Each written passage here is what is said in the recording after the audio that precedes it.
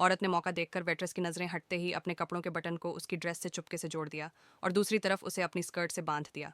अगले ही पल जैसे ही वेट्रेस वहां से गई, उसकी स्कर्ट खींचकर नीचे गिर गई। सबको लगा गलती उसी की है।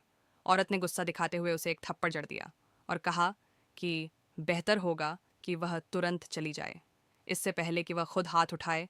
आदमी का रुख देखकर वेट्रेस चुपचाप वहां से चली गई। लेकिन जैसे ही वह काउंटर पर लौटी, उसने शीशे में देखा कि उसके चेहरे पर मदद मांगने जैसा निशान लिखा हुआ था। यह देखकर उसे तुरंत एहसास हुआ कि कुछ गड़बड़ है। उधर आदमी को भी शक हुआ कि अभी जो औरत ने किया वह असामान्य था। उसने उसे उठाकर वहां से ले जाने की कोशिश की। वेट्रेस को अब पूरा यकीन हो गया कि औरत ही मदद मांग रही है, इसलिए वह तुरंत उनकी तरफ बढ़ी।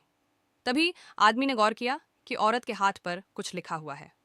उसने उसका हाथ पकड़कर देखा और भले ही वह धुंधला हो चुका था, पर असलियत साफ समझ आ गई। आदमी ने तुरंत औरत को खींचा और बाहर ले जाने लगा। तभी वेट्रेस ट्रे में खाना लेकर सामने आ खड़ी हुई। आदमी गुस्से से बोला, रास्ता छोड़ दो।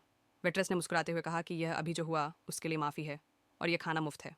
आदमी ने सुना कि मुफ्त है तो सोचने लगा कि फ़ायदा क्यों ना उठाया जाए, और वहीं बैठकर खाने लगा। लेकिन जैसे ही उसने कुछ कौर खाए, उसकी सांसें रुकने लगीं। औरत ने घबराकर पूछा, ये क्या हो रहा है? वेट्रेस ने ठंडे लहजे में कहा, मैंने अभी सुना था कि तुमने किसी यांग चोंग नाम के शख्स का जिक्र किया था, इसलिए मैंने जानबूझकर उसमें जहर मिला दिया। फिर उसने औरत की तरफ देखा और पूछा, क्या तुम कैद में हो? और जब औरत ने सिर झुकाकर हाँ कहा तो उसने तुरंत उसे कहा कि भागो, मैं सब संभाल लूंगी।